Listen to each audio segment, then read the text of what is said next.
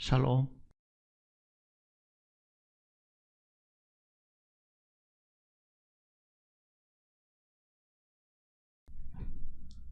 마태복음 11장을 보시겠습니다.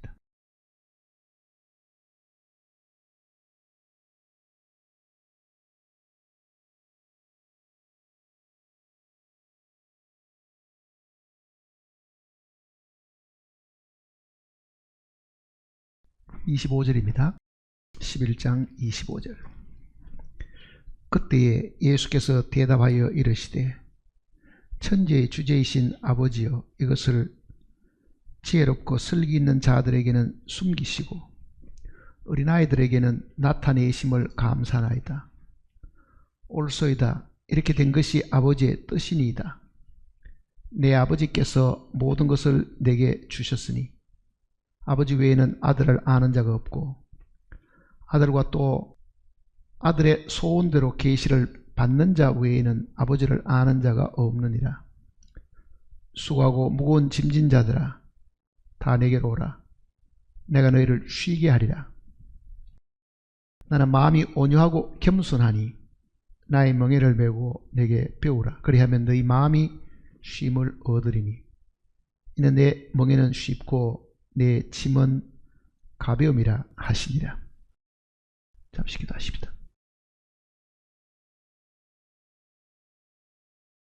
우주와 그 가운데 있는 모든 만물을 창조하신 하나님, 창조받은 우리가 창조주께 입을 열어서 찬양하고 영광을 돌려야 마땅하나, 우리가 죄인 되었을 때는 그 사실을 알지 못해서 하나님을 찾지도 않고 하나님께 존귀와 영광을 돌리지도 않았습니다. 주님의 거룩하신 사랑과 우리를 불쌍히 여기시는 그 은총으로 인해서 저희들이 주님의 놀라우신 은혜를 깨닫고 하늘의 하나님을 찬양하게 되었음을 참으로 기쁘게 생각합니다. 뿐만 아니라 타락하고 멸망당할 수밖에 없던 우리들을 주님의 놀라우신 은총으로 구원하시고 하늘의 자녀라 삼으신 것을 저희들이 진심으로 감사를 드립니다. 아들이 직접 이 땅에 오시지 않았으면 우리는 여전히 사망 가운데 살 수밖에 없었으나 아들을 이 땅에 보내셔서 사망에서 생명으로 인도하셨음을 저희들이 확실히 믿고 있습니다. 우리는 어둠에서 나와서 빛 가운데 거하는 빛의 아들들입니다. 빛의 아들로 이 땅에 살아가는 동안에 무엇을 해야 될지를 하나님께서 명하셨으니 참으로 빛의 아들로 이 어두운 세상에 빛의 역할을 다할 수 있도록 도와주시옵소서. 혹시 우리의 잘못된 것과 죄로 인해서 빛을 가리우는 어리석은 일들이 없도록 우리를 지키시고 돌봐주시옵소서. 주님의 오심이 가까운 이때 저희들이 기도로 항상 주님 앞에 깨어있게 하시고 언제 주님이 오시든지 항상 일어나 영접할 수 있는 지혜로운 저희들이 되게 도와주시옵소서. 우리를 구속하신 주 예수님의 거룩하신 이름으로 간절히 기도드립니다. 아멘. 우리나라에 전래되는 이 이야기 속에 있는 이야기는 외국에도 똑같은 내용들의 이야기가 사실 전해왔습니다. 그 중에 하나가 무거운 짐을 지고 가는 어느 이 노파가 굉장히 힘들어하니까 달구지를 이제 끌고 가는 농부가 측은해 보이니까 가는 길까지 마차가 가고 있으니까 태워드리겠습니다 해서 그 달구지에 타게 했습니다. 근데 농부는 걸어서 가고 그 빈 이 수레는 노인이 타고 가는데 그래도 짐을 이고 가는 이 노인이 끙끙 앓는 소리가 나잖아요. 짐이 무거우니까. 그래서 그 농부가 돌아보니까 달구지에 앉아가지고 짐을 머리에다가 이고 이렇게 이제 앉아 있잖아요.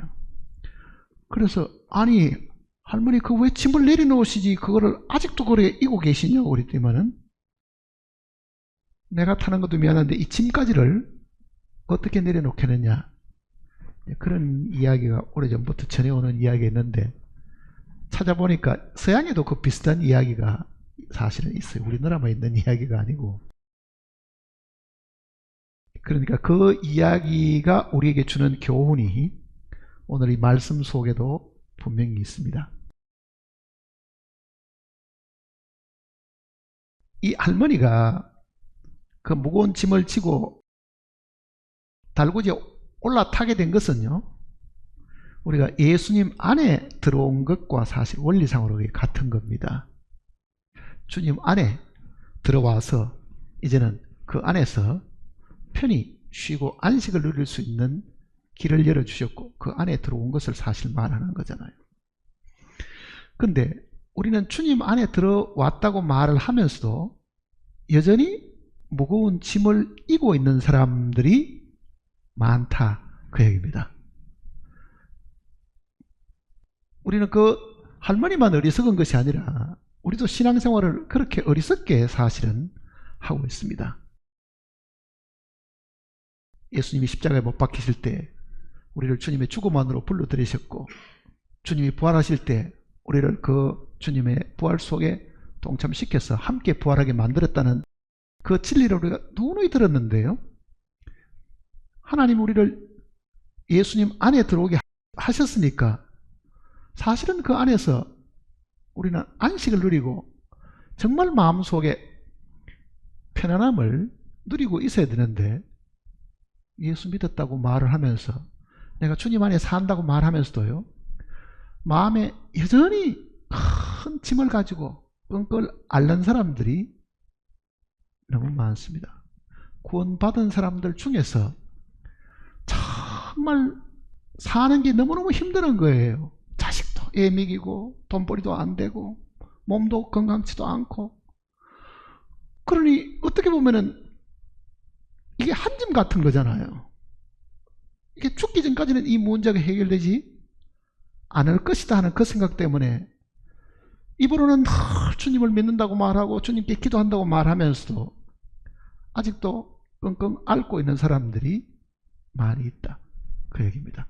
그러니까 그 노파의 그 이야기를 저도 그 전할 때나 혹은 책에서 읽을 때마다요, 누가 지어낸 이야기인지는 모르지만 참 재밌게 지었다 이렇게 생각하지만은 그게 믿는 우리의 모습하고도 너무 닮았는데도 자기는 그렇지 않는 사람인 것처럼 사실 생각하고 있다, 그 얘기입니다.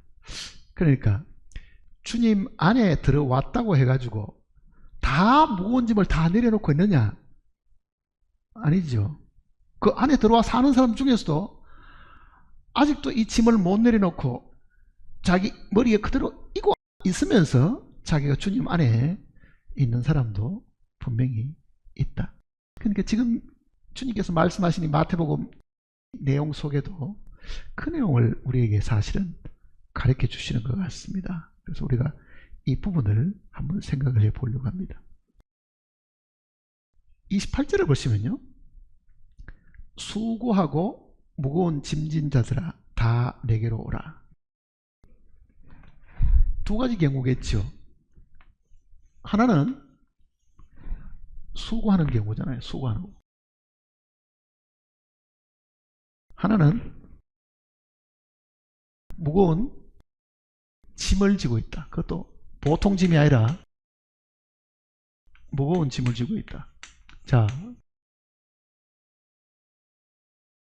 주님이 우리를 부르시는데 수고하는 사람 그리고 무거운 짐진 사람은 다 했으니까 한 사람도 빠지지 말고 누구든지 다 내게로 오라. 주님이 수고한 사람과 무거운 짐진 사람을 초청하신 거잖아요. 초청. 오라고 지금 초청한 거죠. 그럼 어떻게 해주겠다는 이야기냐?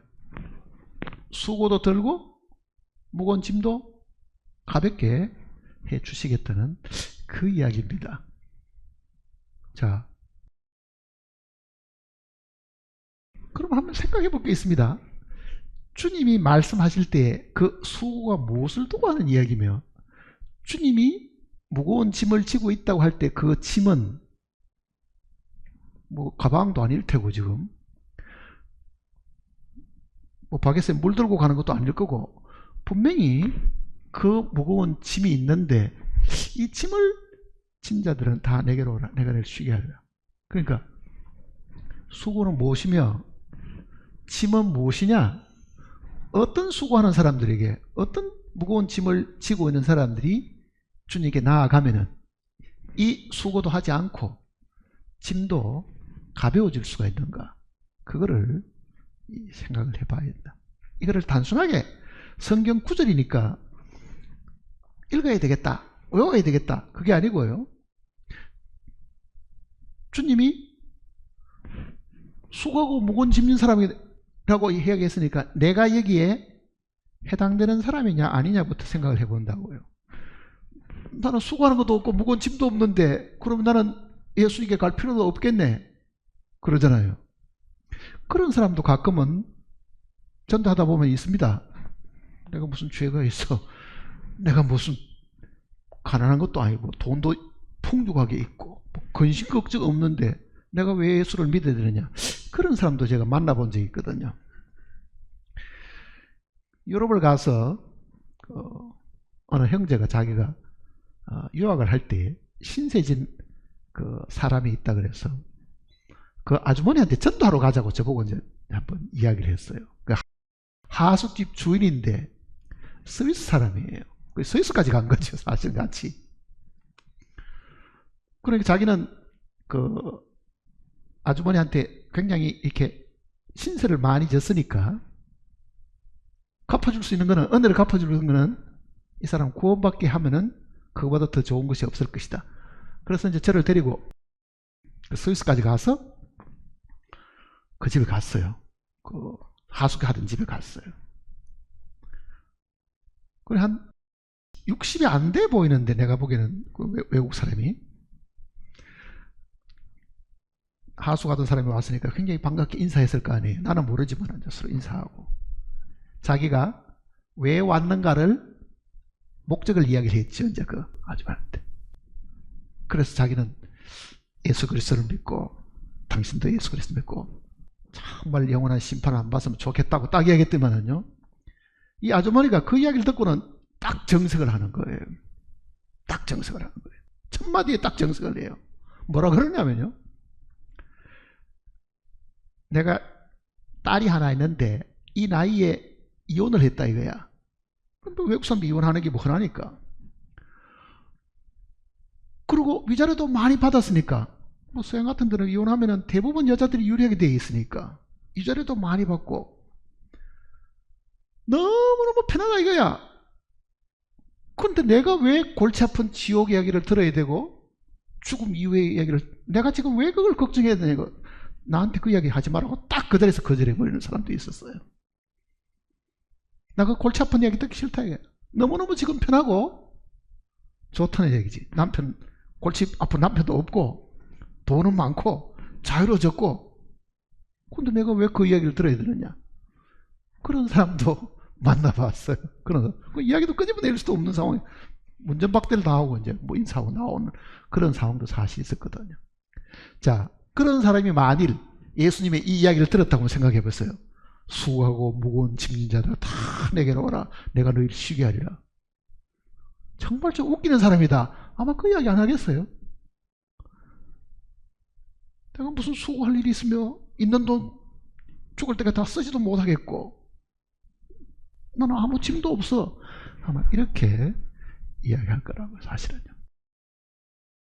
근데 주님이 사람을 바라보시고 이게 수고한다고 이야기하고 무거운 짐이 있다고 이야기하는 거는요, 뭐를 두고 하는 이야기 같아요? 이게 사실은 죄로 말미암아 나온 것입니다. 창세기 보세요. 창세기 3장.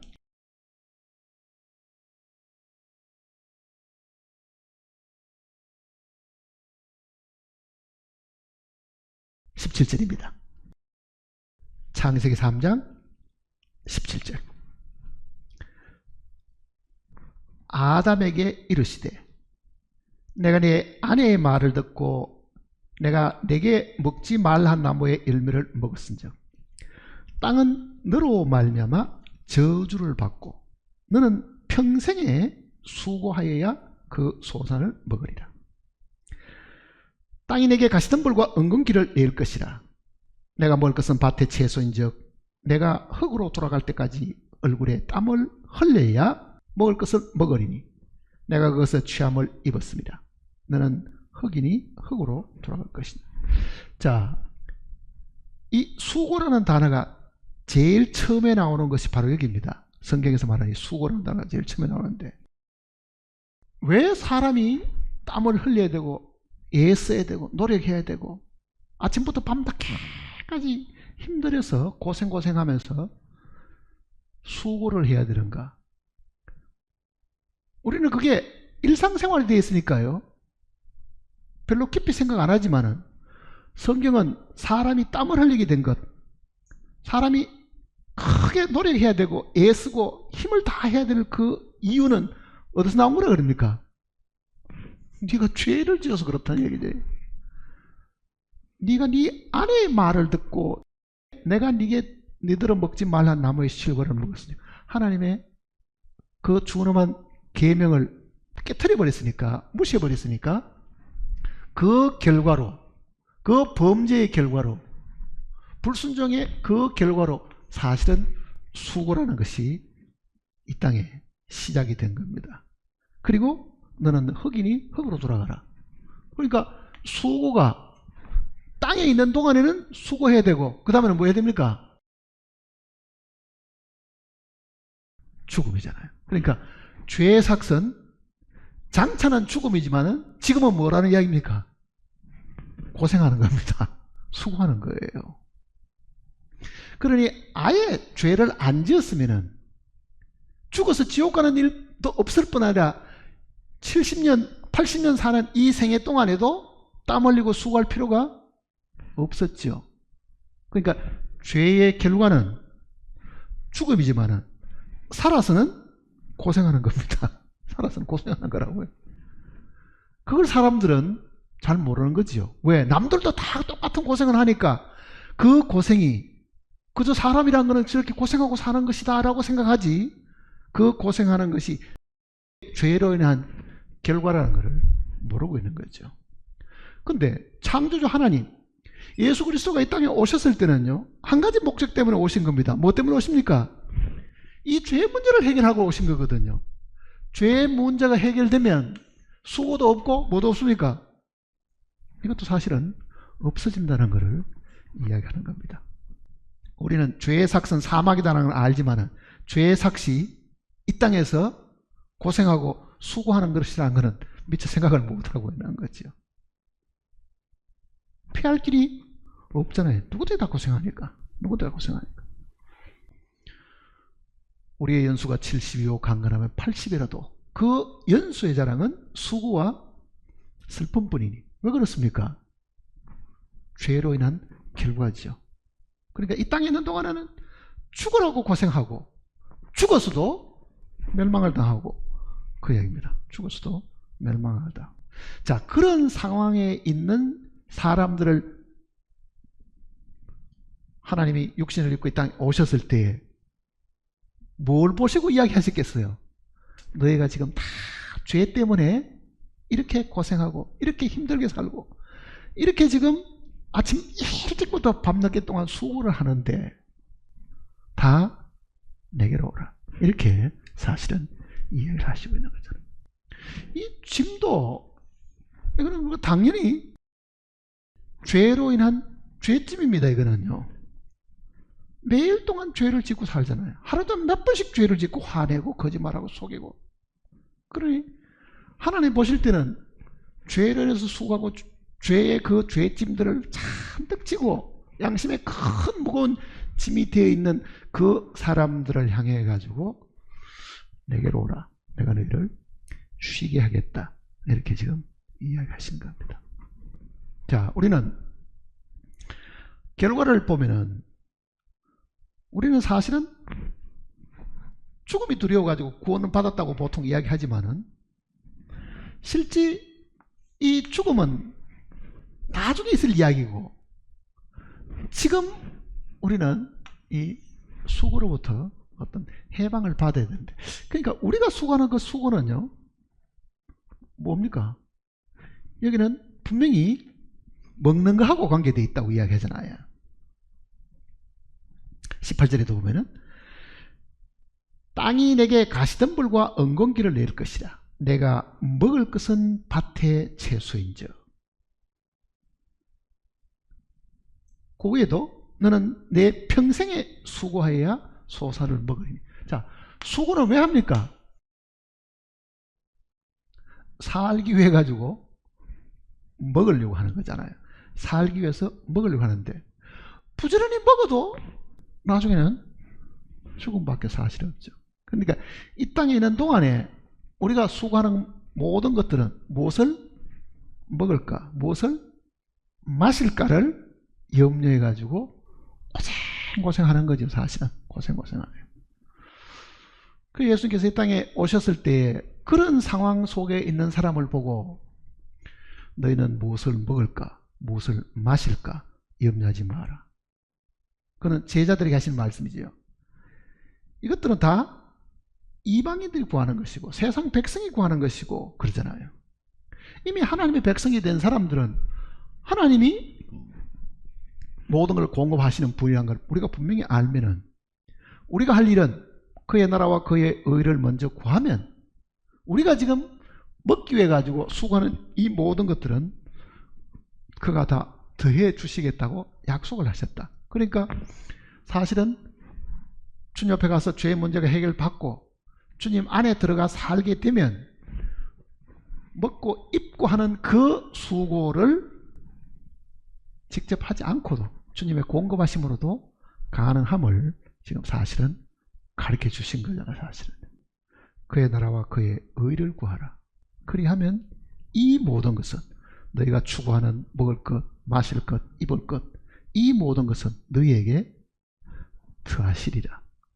그렇게 더하시리라. 자, 그 약속이 먼저 있고 예수님께서는 이 11장 내용 속에, 마태복음 11장 내용 속에 군중들을 이렇게 보시니까 얼마나 측은해 있겠어요. 얼마나 저렇게 아침 꼭두 새벽에 일어나서 정말 깜깜하면 들어가서 겨우 이제 씻고, 아니 그 당시에 뭐 요즘처럼 무슨 뭐 멋있는 음식을 먹었으라고 생각할 수가 없죠. 왜냐하면 발달이 안 됐을 때는 사실 그 불편하게 살들 때잖아요.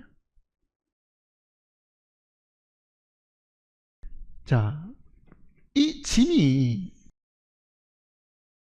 우리는 이 철로역정에 기독도가 등에다가 짐을 이렇게 치고 고민하면 성경책 들으려고 하다가 이제 십자가를 이렇게 바라보고 그 짐이 자기서 툭 떨어져가 뚝 굴러가지고 저렇게 사라지는 그 내용들을 우리는 그 책에서도 사실은 읽어보잖아요. 그러니까 이거는 육신의 수고고 이거는 뭐겠습니까? 우리의 영의 양심의 괴로움입니다. 죄짐이라는 거는요. 양심의 괴로움들이잖아요. 자, 이런 사람들을 주님은 초청하셨죠. 오라. 네, 오라. 초청하시고. 다 내게로 오라. 내가 너희를 쉬게 하리라. 자, 이 구절은요. 주님께 나아가기만 하면, 주님께 나아가기만 하면은 이 초청을 주님이 하셨으니까 그 초청에 응해가지고 나아가기만 하면 우리가 얻는 영의 안식입니다. 사실은요. 영의 안식.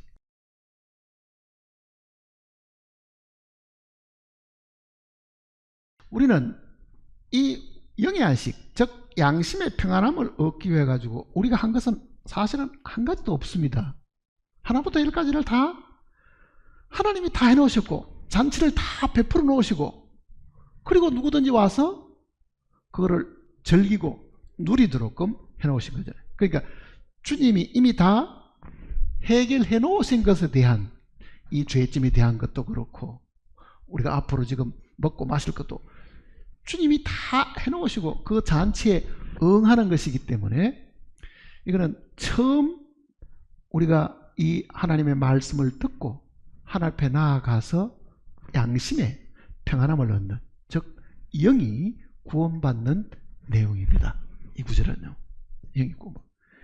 자, 이 부분은 마치 우리가 주님 바깥에 살다가 어두움 가운데 살다가 빛 가운데 들어오고 예수님 밖에 있던 사람이 예수님 안에 들어와서 마치 밖에 굉장히 추울 때에 따뜻한 집 안에 들어오면 뭔가 푸근함을 느끼고 온몸이 편안함을 느끼는 그 느낌이 사실은 우리가 주님 안에 들어왔을 때 처음 느끼는 그 느낌이거든요. 아, 됐다. 이제는 됐다. 뭔가 마음에 굉장히 깊은 이 안식이 있고 평안함이 있는 그 상태를 사실 두고 하는 이야기입니다. 그러니까 이 상황은 처음에 말씀드렸던 그 노파가 그 달구지에 올라탄 겁니다. 그 무거운 거를 이고 계속 걸어가면서 온 다리가 피곤하고 아픈데 그 걸어가는 그 걸음이 사실은 수고하는 거잖아요. 죄짐도 이고 수고는 수고를 하는데 걷는 그 수고를 이제는 주님 안에 들어가서는 할 필요가 없죠. 그게 뭐냐면 율법을 지키던 사람이 더 이상 율법 지킬 필요가 없는 거잖아요. 사실은요.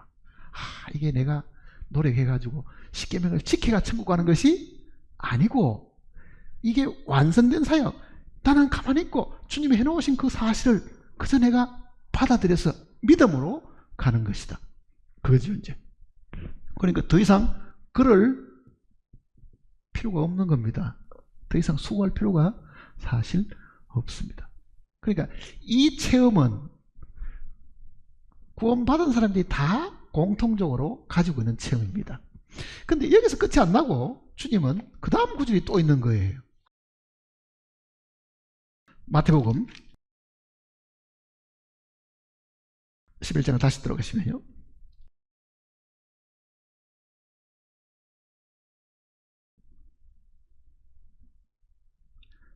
나는 마음이 온유하고 겸손하니 나의 멍에를 메고 내게 배우라. 그리하면 너희 마음이 쉼을 얻으리니. 자, 28절과 29절의 이 내용은요, 같은 내용을 두고 하신 이야기는 아닙니다. 이렇게 읽어봐도 그렇고 저렇게 읽어봐도 그래요. 그게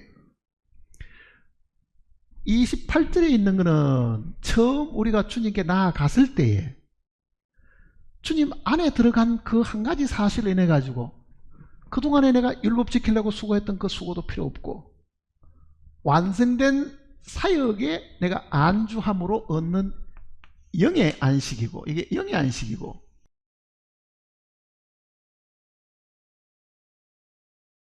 주님의 멍에를 메고 배워서 얻는 안식은요, 이건 우리의 혼의 안식입니다. 혼의 안식. 그러니까 우리말 성경은 이걸 이제 마음에 이렇게 표현했지만은 다른 영어 역본 같은 데는 이거를 특히 혼이라고 표현했거든요. 혼이 쉼을 얻으리니 이렇게 돼 있잖아요. 혼이 쉼을 얻으리니.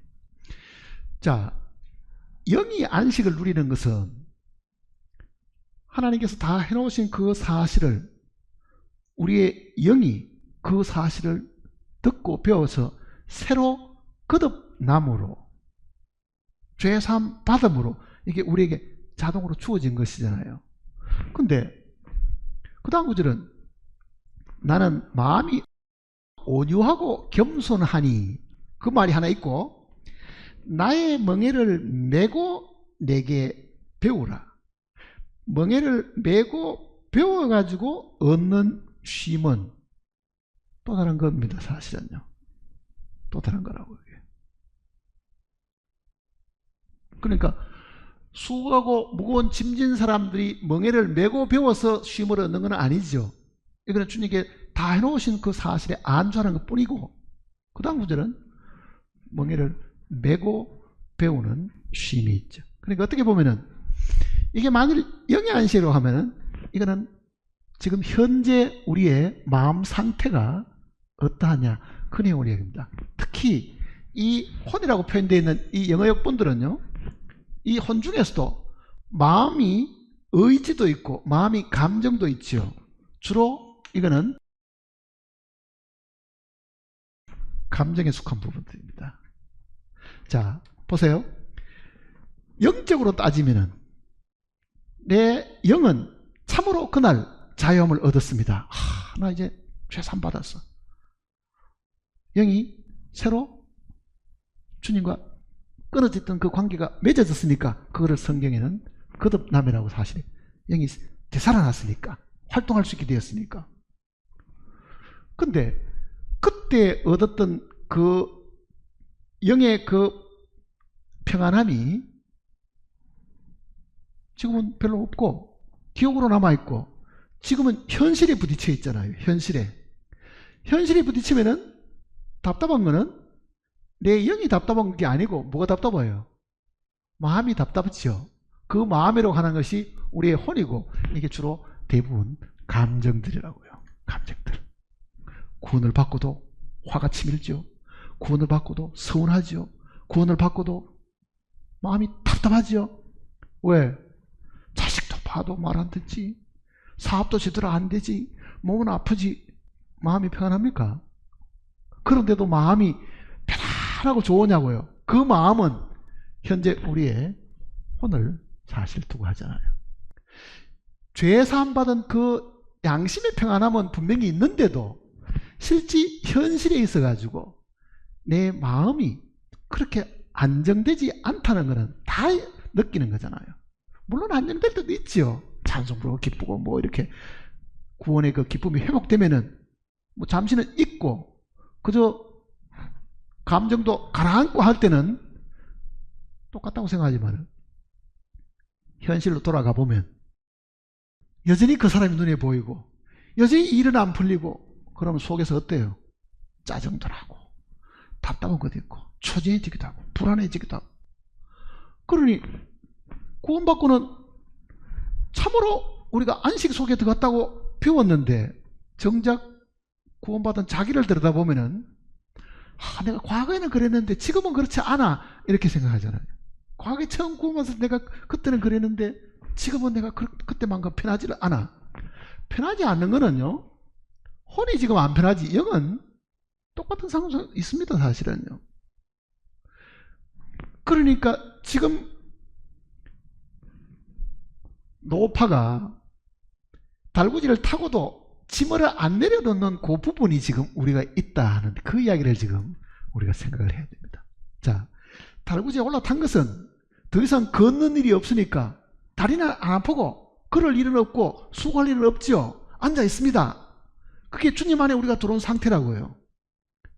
그런데 마음은 어때요? 이게 왜 진두른 게 뭐 하나 있는 것 같죠, 이게?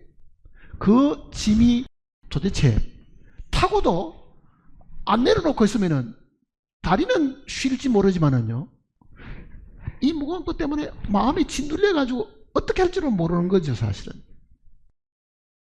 그러니까 죄 사함 받고 주님 안에 들어와서도 내려놓지 않는 짐을 가지고 있으면 여전히 우리는 답답고 괴롭고 무게를 느끼고 힘들어하고 슬프고 괴롭고 그런 거죠.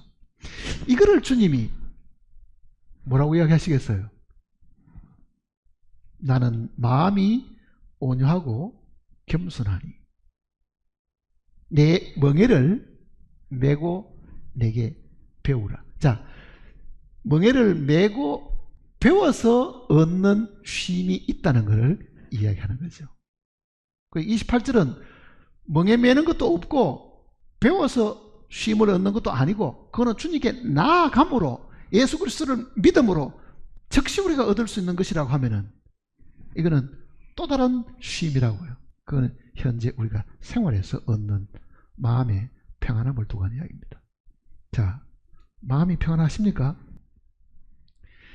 구원받은 그때를 생각해서 마음이 편하다고 우리는 이야기할 수 있을지 모르지만은 딱 지금 상황 속에 내 가정생활 사회생활, 직장생활, 여기에서 정말 내가 마음이 평안하냐 물으면은요, 평안하기를 원하지 그 평안함이 나를 지배하지는 않는다. 아마 그렇게 대답하는 것이 정상일 겁니다. 집안에 어려운 일이 생겼고 돈도 떼이고 뭐가 억울한 일이 생겨가 남들이 나를 욕하고 하는데 평안할 일이 뭐 있어요? 화가 그대로 치밀고 분노가 치솟아가지고 막 입에서 나쁜 말도 나오고 욕도 나오고 하는 급판에 평안하냐 물으면은 평안하다고 없지요, 사실은요. 자, 왜 그러면 이제 그런 부분이 생기느냐? 하나님이 우리를 구원하실 때 우리의 이 혼의 부분에 대한 것은 해결을 안 하셨느냐? 사실은 다 하셨는데도요, 이거를 내려놓지 않는 부분하고 관계가 있다. 그러니 나는 예수 믿는 사람이고 주님 안에 들어와 있는 사람인데 내가 짐을 내려놓지 않고 있다. 자, 이 짐 중에 제일 큰 짐이 뭐겠어요? 예? 이 짐 중에 제일 큰 짐은요, 자기입니다. 자아입니다. 자기라고요. 이 자존심, 그 자존심은 자에서 나오는 거잖아요. 남에게 인정을 받아야 되고 남에게 무시당하면 화가 치밀기도 하고 분노가 치밀기도 하고 자기를 향해서 박수를 치면은 괜히 그만 기분이 좋고 마음이 너그러워지는 것 같고 요거도 먹으면 괜히 마음이 강팍해지는 것 같은 그 자기, 이 자기보다도 더 큰 무거운 짐이 사실은 없습니다. 그러니까 이거를 우리는 안 놓고 있는 거죠, 사실은요. 안 놓고 있다고요. 그걸 붙들고 있는 게 이고 있는 겁니다. 예수님께서 뭐라고 말씀하십니까? 누구든지 나를 따라고자 하면은 제일 먼저 해야 될 게 뭡니까? 자기를 부인하고 그러잖아요. 이거를 내려놓으라고 이야기하는데도 이걸 안 내려놓는 거죠, 사실은. 그러니까 예수를 믿고도 자기를 붙들고 살면은 이거보다 더 큰 짐이 없는데 절대로 마음에 평안함이 안 생깁니다. 주님 만날 때까지 평안함이 안 생긴다고요.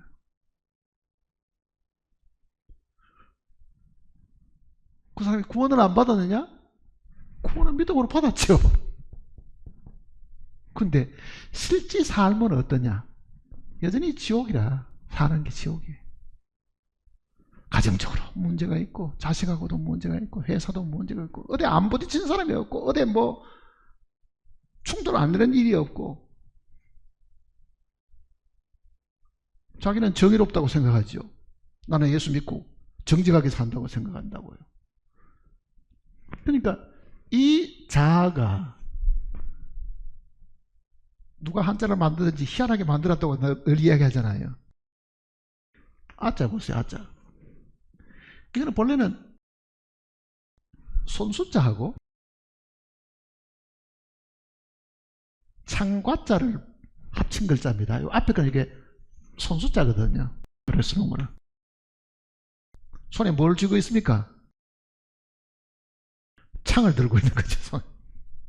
자, 창을 왜 들고 있어요? 죽이뿌.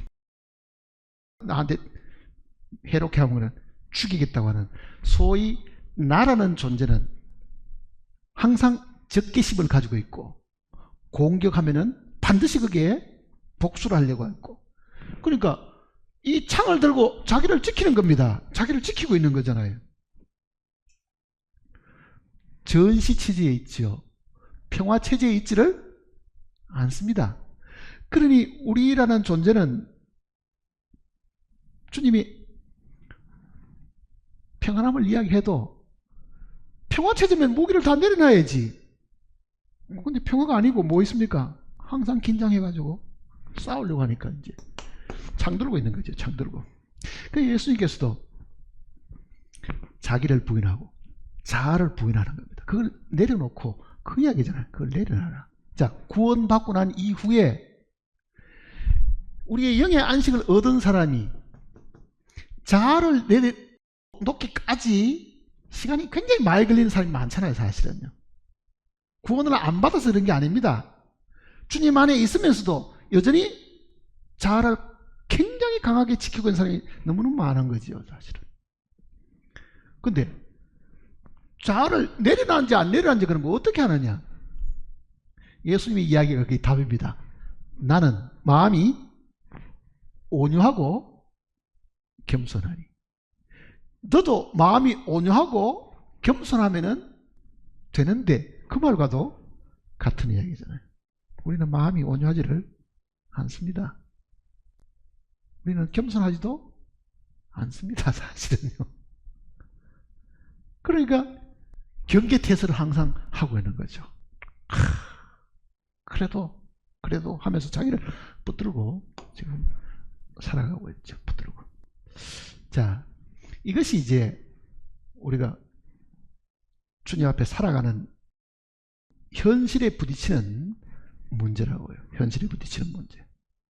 믿음 생활하는 지금 우리에게 필요한 것은 주님이 주시는 멍에를 메고 배워가지고 온유해지고 겸손해지면은 다 되는 겁니다, 사실은. 그러니까 구원을 받고도 온유하지도 않고 겸손하지도 않다는 것은 아직도 짐을 안 내려놨다는 말과도 같은 이야기입니다. 안 내려놨다는 이야기잖아요. 그러니 만일 정말 정상적인 그리스도인의 어떤 상태가 있다고 하면은 그 상태가, 그 사람이 어떤 상태가 될 것인가를 만일 누가 묻는다 하면은 온유하고 겸손한 겁니다, 사실은. 정말 그 사람은 겸손한 사람이야. 정말 그 사람은 온유한 사람이야. 그러면 그 사람은 그 몸으로라도 주님을 표현하고 사실은 사는 사람들이거든요. 그러니까 이 예수님의 이 이야기는 죄인이 구원받는 부분도 있고 구원받은 사람이 하나님 앞에 살아가는 부분도 분명히 있다는 것을 기억을 해야 됩니다. 오늘 우리는 어떻게 사는 걸 한번 봐야죠, 이제.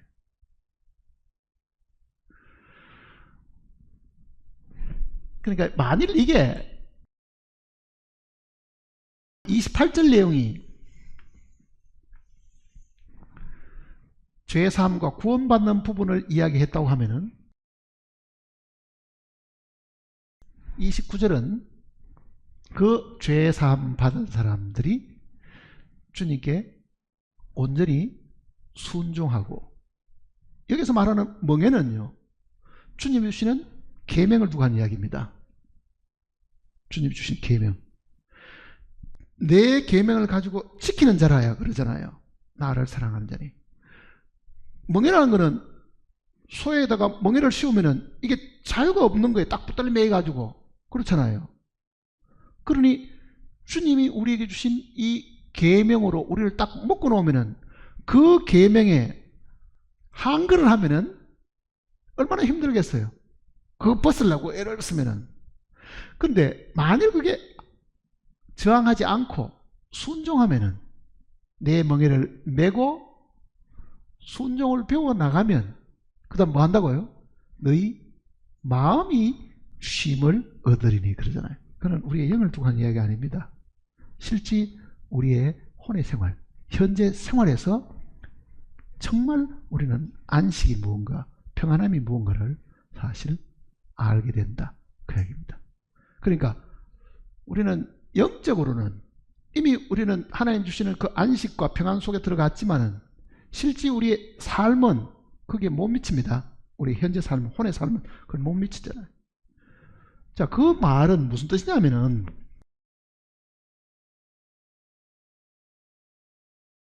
이 주님의 사역의 두 부분을 우리가 지난주에도 잠깐 공부를 했잖아요. 예수님이 이 땅에 살아계실 때 죽으심으로 말미암아 우리에게 주신 것. 그러니까 그리스도의 죽음이 우리에게 주는 효과 한 가지가 있겠죠. 그리스도의 부활이 우리에게 주는 유익도 있다, 그 얘기입니다.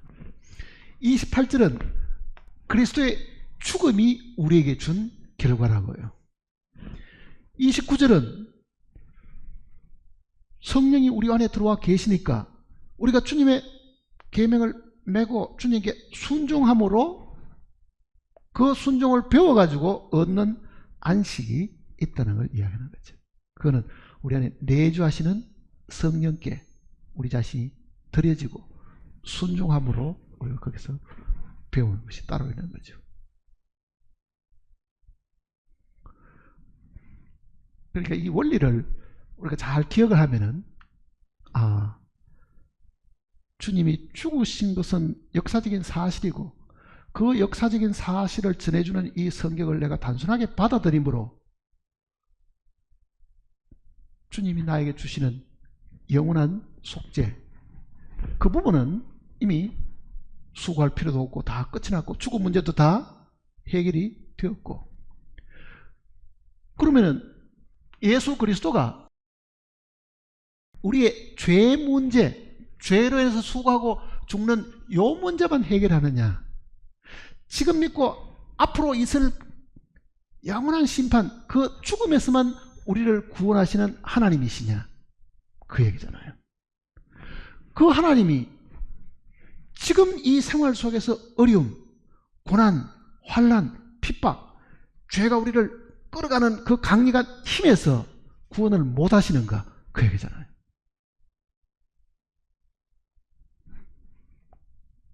그럼 주님이 실제 우리 삶에서 주님이 무슨 소용이 있어요? 한번 생각해 보세요.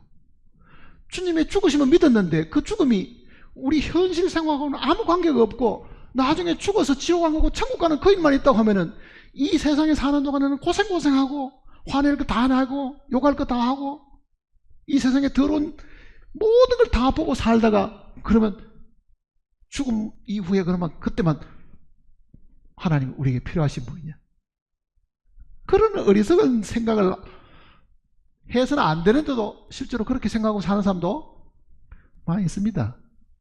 나는 이제 구원받았으니까 지옥은 안 간다. 지금 사는 게 지옥 생활인데, 지금 현실이 지옥 같은 삶을 살고 있는데도 그 현실에서 구출해 주시는 살아있는 능력의 하나님으로 믿지 못하는 거는요, 이게 이제 29절하고도 관계가 있다, 그 얘기입니다. 29절하고도 관계가 있다. 그거는 정말 나는 마음이 온유하고 겸손하니, 너도 마음이 온유하고 겸손해지면 되는데, 그러려고 하면은 너는 내 멍에를 메고 내게 배우게 된다. 그럼 지금 우리는 뭘 하고 있습니까? 배우지. 사실 어떻게 보면 배우고 있는 사람들 있잖아. 그러면 너희 마음이, 즉 현재 네 상황 속에 있는 네 마음이, 현재의 마음이, 그 말입니다. 현재의 마음이.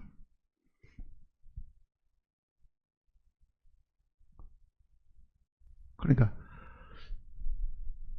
우리는 하나님이 살아계신다, 그렇게 이야기하잖아요. 살아계신다. 그리고 지금도 살아계셔서 역사하신다. 어디 역사하세요? 믿은 나를 통해서 역사하시는 거예요. 사실은요, 구원받은 성도가 주님이 거처할 수 있는 성전이라고 하면은 주님이 몸된 성전 안에 주님이 와 계신다고 하면 그분이 자기 능력을 나타내 보일 때는요, 그의 거처인, 그의 집인 우리들이라고요. 사실은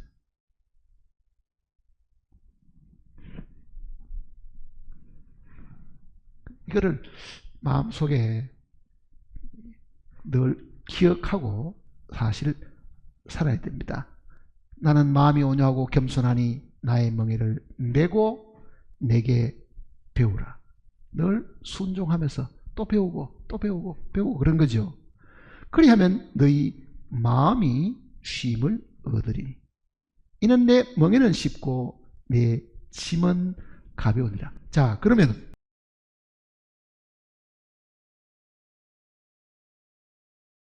주님의 죽으심으로 인해 가지고 우리가 죄 문제를 해결하는 거는요, 단 한 번으로 끝나잖아요. 사실은요, 한 번 믿고 온갖 종류의 죄가 다 사함을 받은 거잖아요. 사실은요. 그러니까 28절은 죽음이 우리에게 주는 그 효력은 한 번 믿음으로 모든 걸 우리가 다 얻을 수 있었는데 생활 속에 있는 거는 한번 순종해가지고 평생을 얻는 것이 아닙니다. 그거는 매번 상황이 일어날 때마다, 문제가 생길 때마다 주님께 맡기고 안식을 얻도록 해 주셨다고요. 그게 차이가 있는 겁니다. 그게 차이가. 그러니까 그러려고 하면은 주님은 뭘 하셔야 되겠어요? 날마다 우리의 짐을 지셔야 되겠죠.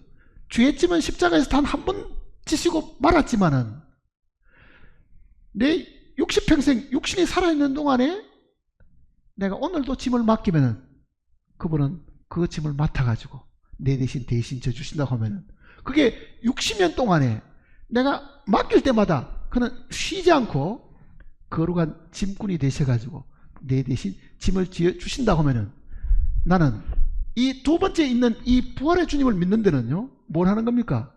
매일 매 순간 그에게 의지하고 맡기는 것이 반드시 필요합니다. 시편 55편 한번 보세요.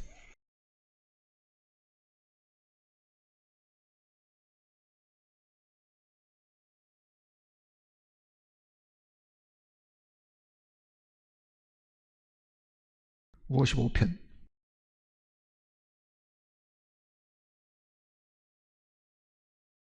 22절입니다. 같이 읽어볼까요? 내 짐을 여호와께 맡기라. 그가 너를 붙드시고 의인의 요동함을 영원히 허락하지 아니하시리로다. 자, 짐을 맡기라 그러죠? 짐을 맡기라. 자, 그 짐이 오늘 내 사업일 수도 있고 내 가족 중에 어떤 사람일 수도 있고 아니면 나와 사귀는 어떤 상대방일 수도 있고 어떤 형태의 짐일지를 모르지만 어제 없다가 오늘 생기는 짐도 분명히 있고 그러잖아요. 그러니 부활의 주님은 왜 그러면은 주님이 죽으시고 영원한 속죄로 끝이 났지 왜 그가 성령을 입으시고 우리 안에 들어오셨느냐? 왜 들어오셨어요? 내가 못하는 것을 대신 행하시려고 오신 겁니다. 십자가에 죽으신 것도 내가 해결 못하는 죄를 대신 해결하시기 위해서 죽으신 것처럼 일상생활 속에서도 주님은 내가 못 참는 것, 내가 못 견디는 것, 내가 못 이루는 것을 대신 이루어 주시기 위해서 오셨다고 하면 우리는 뭘 해야 되겠어요? 오늘도 맡기고 내일도 맡기죠. 그러니 68편은 이렇게 이야기합니다. 시편 68편 보세요.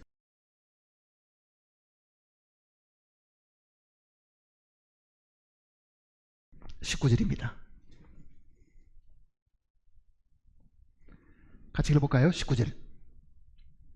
날마다 우리 짐을 지시는 주 곧 우리의 구원이신 하나님을 찬송할. 이거는 생활 속에서 우리를 구원하시는 하나님을 두고 하는 이야기입니다. 생활 속에서. 왜? 날마다 짐을 져주시니까 내가 못 지는 짐을 내가 맡겼더니 그가 대신 짐을 지시고 그 이야기잖아요. 그러니까 날마다 짐을 지시고 날마다 구원하시는 하나님이죠, 사실은. 그러니까 구원은 한 번 받고 마는 게 아니고요. 죄에 대한 문제는 영원한 속죄이기 때문에 우리가 단번에 믿음으로 받는 것이지만은 생활 속에 있는 모든 어려움들과 환난들과 죄의 불능에서부터는요 매일 받아야 돼요. 매일 받아야 된다. 그래서 이게도 날마다 그렇게 날마다 우리를 구원하시는 하나님. 자, 우리는 지금까지 알았던 구원의 하나님하고 다르죠. 이 내용을 읽어보면은 죄에서 우리를 구원하시는 분이다. 과거에 있었던 하나님으로 생각하지만은 실제 주님은 죄에서 구원하신 주님은 나사렛 예수로 십자가에 죽으신 주님이시고 부활 성천하셔가지고 오신 성령의 하나님은 날마다 우리 짐을 대신 지시는 하나님이시다. 그 얘기입니다. 날마다 지시는 하나님.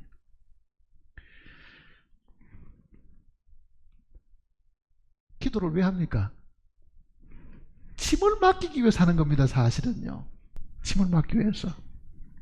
주여, 저 사람이 나한테 너무너무 억울한 일을, 억울한 말 내가 도저히 못 찾겠습니다. 그럼 주님 뭐라 그러겠어요?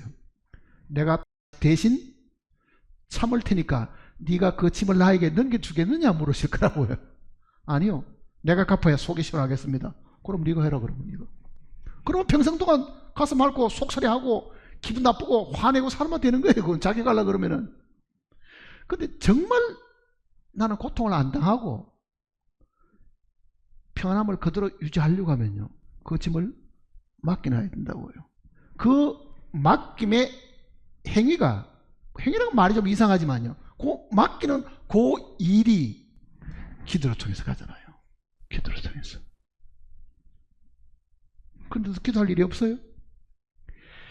기도는 반드시 의지가 필요합니다. 믿음도 의지가 반드시 필요하잖아요.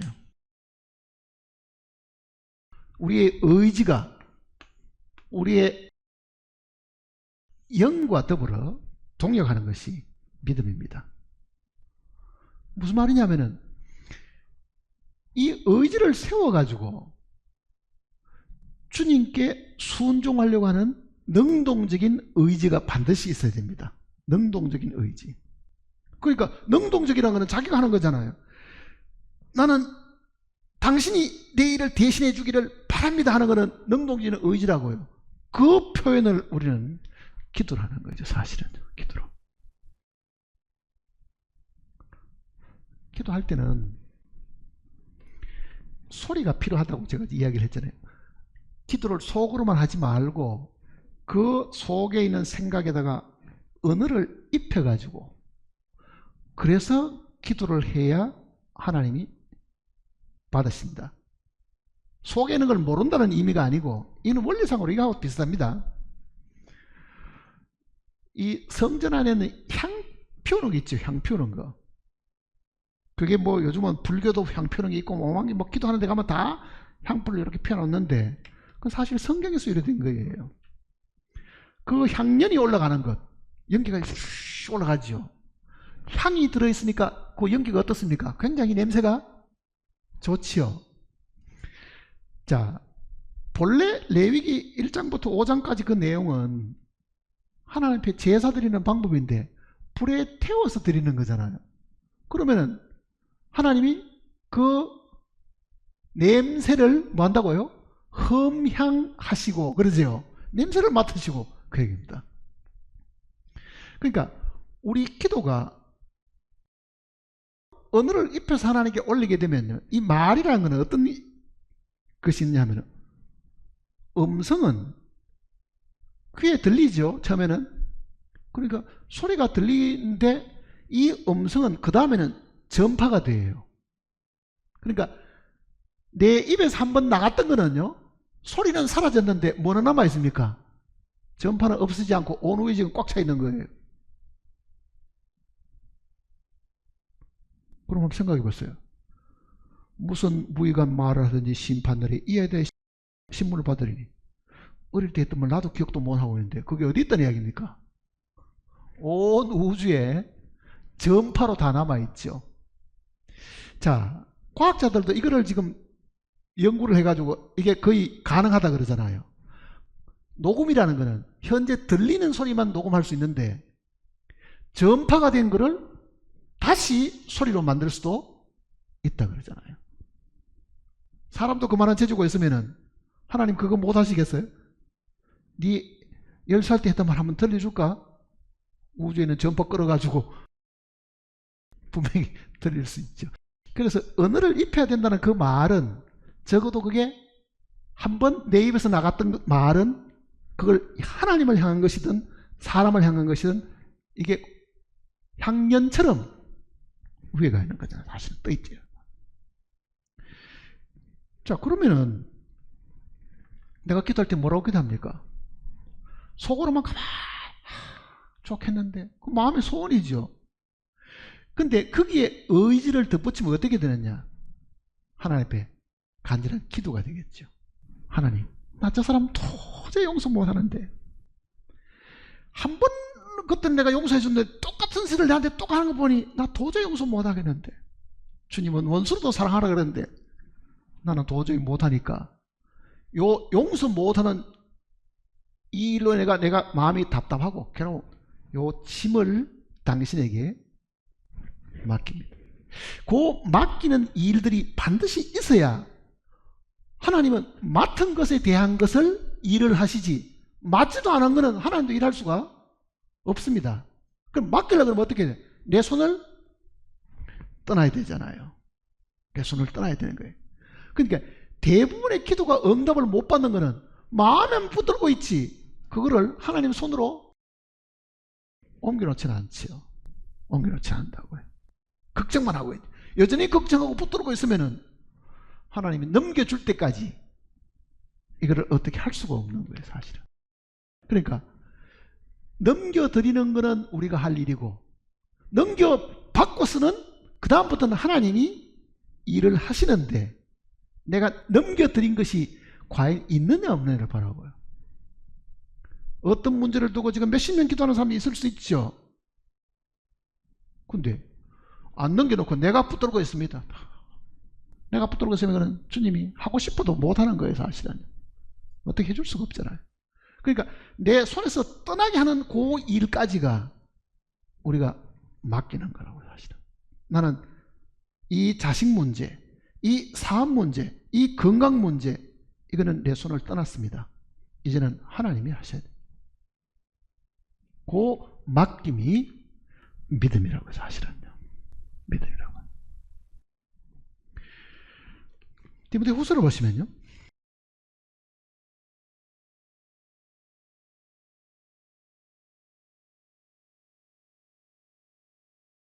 디모데후서 1장 12절입니다. 1장 12절. 이로 말미암아 내가 또 이 고난을 받되 부끄러워지 아니함은 내가 믿는 자를 내가 알고, 또한 내가 의탁한 것을, 바울도 뭘 했습니까? 맡기는 것, 주님께 옮겨놓은 것, 그게 의탁하는 겁니다. 물건을 붙여달라고 부탁하면서 운송회사에다가 물건을 안 넘겨주면 어떻게 붙이겠어요, 그것도요.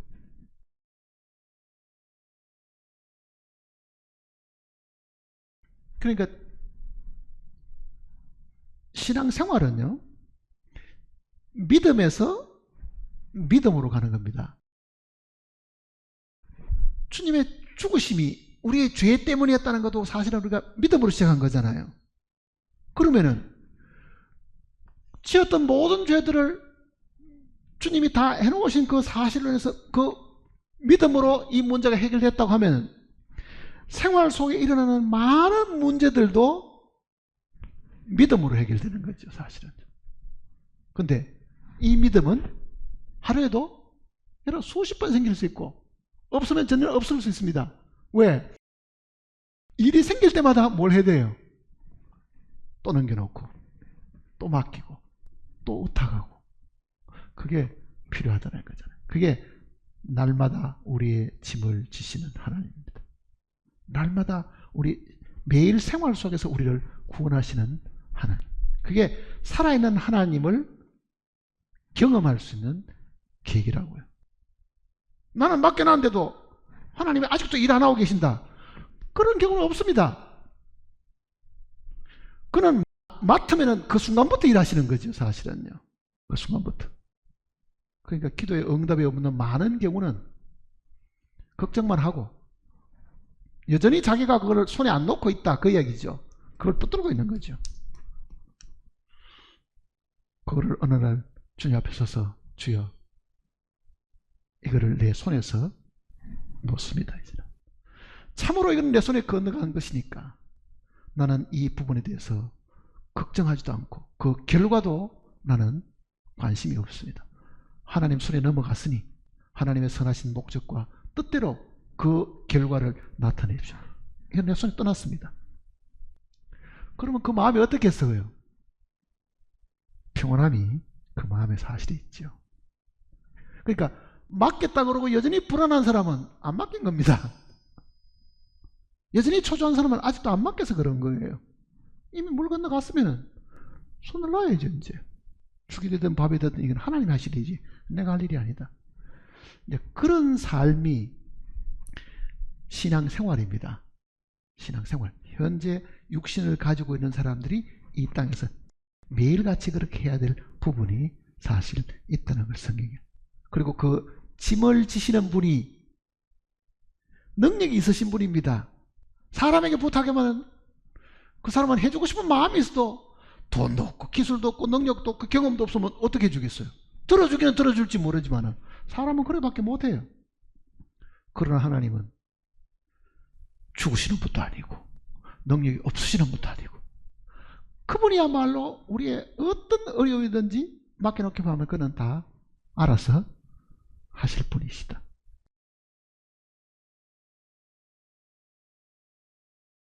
부활의 하나님과 죽음의 주님과는 하는 역할이 사실 다르고 그걸 우리가 실제 우리 생활 속에서 잘 구분해서 생각하고 신앙생활하면 도움이 됩니다. 기도하십시다.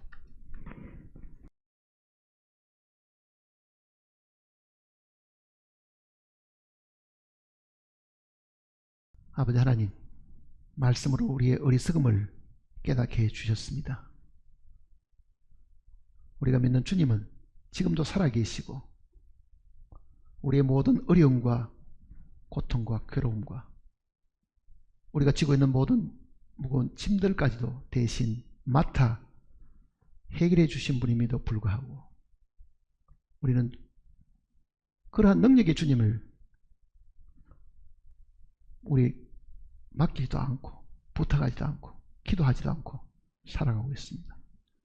우리의 어리석음을 주님께서 깨닫게 하셨으니 이제 우리의 모든 죄를 해결하신 주님께서 생활에 묻어오는 많은 어려움들과 시련들과 고통들과 괴로움들과 아픔들을 주님의 손에 넘겨드리오니 주님의 선하신 목적과 뜻대로 이루시고 주님의 영광을 드러내시기를 간절히 바랍니다. 함께 말씀을 들은 우리 모두의 마음을 주님께서 강하게 하시고 이 말씀 위에 굳게 서서 흔들리지 않도록 우리를 붙잡아 주시옵소서. 주 예수님의 거룩하신 이름으로 기도드립니다. 아멘.